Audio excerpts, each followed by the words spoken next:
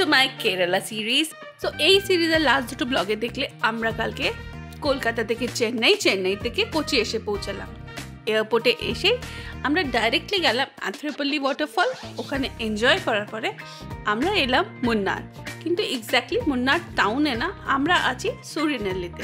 এখানে আছি আমরা শ্রীলক্ষ্মী হোমস্টেতে। আমরা অ্যাজ অফ সিজনে ঘুরতে যাচ্ছিলাম, তো সব জায়গায় বুকিং নিয়ে অত ঝামেলা ছিল না, কিন্তু ওখানে গিয়ে জানতে পারলাম আগের দিন ওখানের সামার ভ্যাকেশন স্টার্ট হয়ে গেছে। তো আর ওটা স্যাটারডে সানডে বলে পুরো কেরালার ক্রাউড মুন্নারে আছে। প্রত্যেকটা জায়গা বিশাল ক্রাউডেড হবে, আর ভোরবেলায় যে জিপ সাফারি করা ছিল জিপ পাওয়াটা একটু টাফ হয়ে যাবে।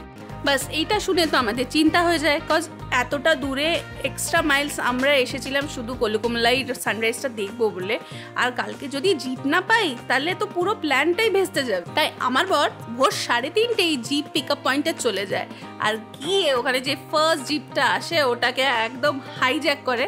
হাইজ্যাক কথাটা এই জন্য বলছি কজ ওখানে বাকিরা সব আলাদা আলাদা ল্যাঙ্গুয়েজে বলে নিয়ে নিচ্ছিল। বিজিত একদম ধরে বেঁধে ওই জিপওয়ালাটাকে নেয়। যে জিপ নর্মালি 6 জনের জন্য 3000 পড়ে, ওটা আমাদের পার পার্সন 700 করে পড়েছিল। মামি, কাকি আর আমার মা, মানে শাশুড়ি মা, এরা আর যায়নি। তো আমরা 7 জনই বেরিয়ে পড়ি। এখানে তো গুড়িয়া ডিআইওয়াই করেছে। কি ডিআইওয়াই করেছিস গুড়িয়া? লং জ্যাকেটটাকে উল্টো দিক দিয়ে করে মাথার উপর নিয়ে নিয়েছি, পা তো জিন্সে ঢেকে গেছে, বাকিটা ঠান্ডা লাগছিল। এখন বাজে 4টে, আমরা জিপে এসে বসে গেছি। জিপে 6 জন এলাও, আমরা 7 জন যাচ্ছি। কিন্তু আমরা যা সুন্দর সুন্দর ফিগার, আমরা এটাকে 8 জনও বলতে পারি। 8 জন? কি বলছিস তুই? 10 জন? 10 জনের মতন হয়ে গেছি সবাই, ঠিক আছে? অনেক বেশি লোক যাচ্ছি আমরা। নর্মাল ডেটে যা রেট, থেকে অনেক বেশি টাকা দিয়েই যাচ্ছি আমরা, কিন্তু যাচ্ছি। আর শুরু হয় আমাদের কেরল ট্রিপের প্রথম এক্সপিরিয়েন্স। এই রাস্তায় ট্রাভেল করাটা ইটসেলফ একটা এক্সপিরিয়েন্স। এই যে স্ক্রিনে জিনিসটা দেখতে পাচ্ছ, এটা অ্যাকচুয়ালি ধুলো।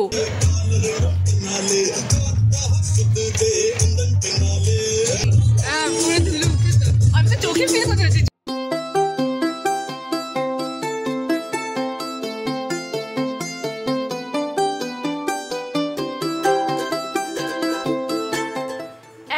অলমোস্ট 40 মিনিটের রাইডের পরে আমরা একটা ঘুটঘুটে অন্ধকার জায়গায় পৌঁছালাম। পরে বুঝলাম ওটা একটা পাহাড়ের পিক, যেটাকে বলে কলুকুমলাই পিক।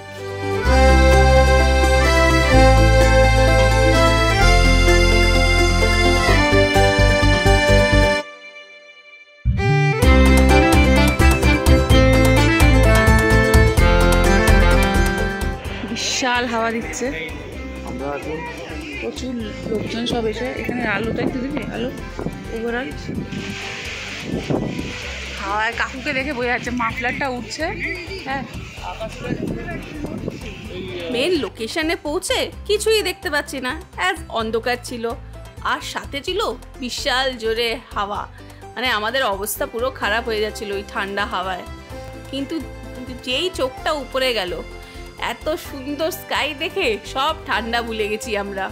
যেই স্কাইটা আমরা চোখে দেখলাম সেটা আমি কোনো ভিডিও করতে পারিনি, বিকজ মোবাইলে ওই ছবি আসেনি। আমরা কিছু ছবি তুলে রেখেছি, সেই ছবিগুলো তোমাদের সাথে শেয়ার করছি। খোলা চোখে প্রথমবার আমি মিল্কি ওয়ে দেখতে পাচ্ছিলাম, মানে আমি এটা বিলিভই করতে পারছিলাম না। আমাদের প্রথমে মনে হয়েছিল কি মেঘ, তারপরে বুঝলাম না মেঘ না, মিল্কি ওয়ে। আর সাথে যেটা দেখলাম সেটা ছিল কমেট, ধূমকেতু।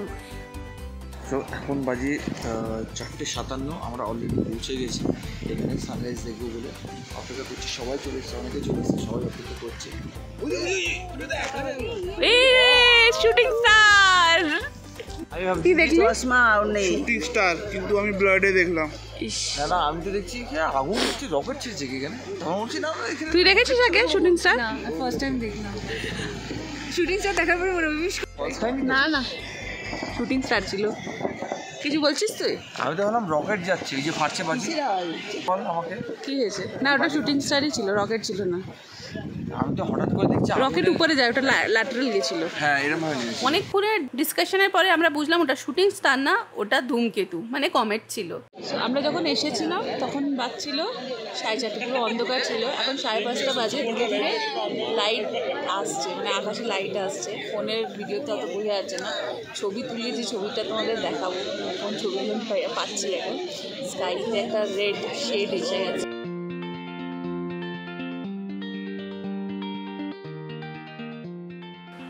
গাছের উপরে যে ছোট্ট সাদা ডটটা দেখতে পাচ্ছ, এটা হলো আমাদের ধ্রুবতারা। লাস্ট টাইম আমি যখন এখানে এসেছিলাম, এখানে কয়েকটা লোক ছিল, কিন্তু থ্যাঙ্কস টু রিলস আর ব্লগস লোকেদের কাছে এত ইনফরমেশনস আছে, আজকের দিনে দাঁড়িয়ে এখানে একসাথে 100টার উপরে বেশি লোক ছিল।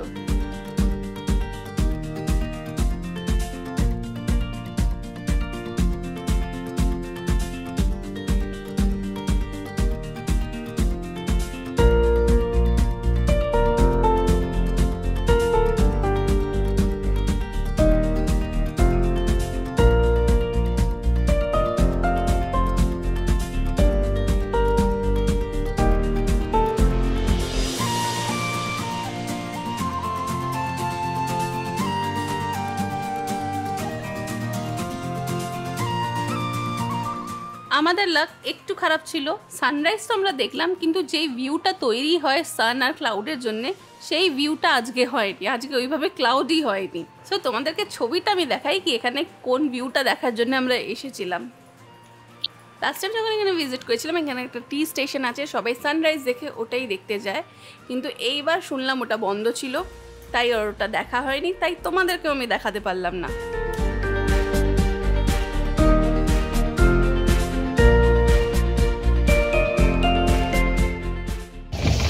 তো আমরা আবার জিপ উঠে গেছি ঝাঁকানাকা করতে। ঝাঁকানাকা হচ্ছে শুরু, আমাদের এখানে ঝাঁকানাকা শুরু হয়ে গেছে। Full body massage free.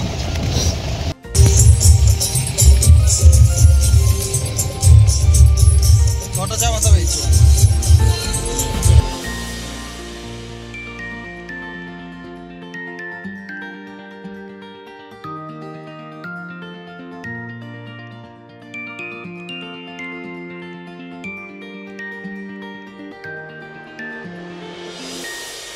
আমার চোখে দেখা সব থেকে সুন্দর চা বাগান এই রুটেই দেখেছি আমি, কিন্তু রাস্তাটা এত খারাপ যে বারবার দেখতে যাব ওই ইচ্ছাটা করতেও ভয় করে। প্রচুর গাড়ি দাঁড়িয়ে গেছে, তাই রোড ব্লক।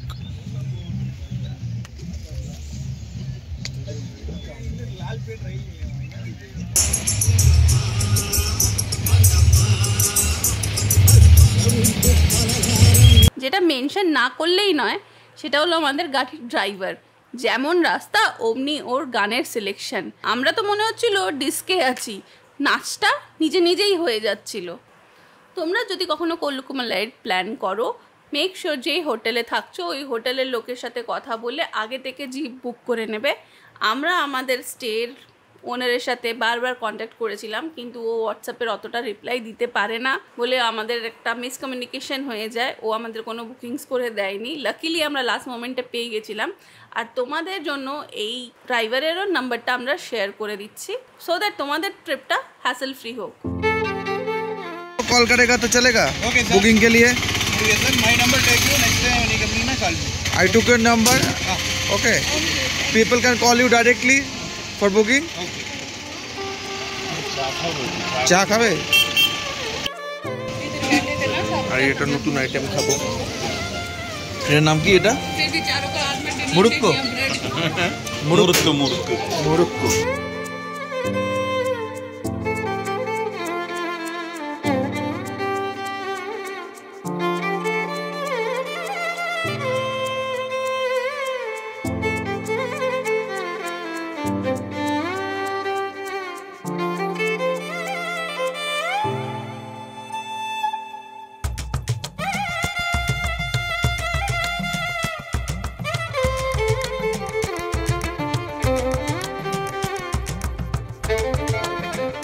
ব্লগ করতে করতে আমার ফোনের কভারটাই পড়ে গেল, ফোনের কভারটা পড়ে গেল আমার। আজকে সকালে চলে গেছিলাম জিপ সাফারিতে। জিপ সাফারি এতটাই হচপচে হয়েছে তো তখন দেখাতে পারিনি, ভালো করে বলতে পারিনি।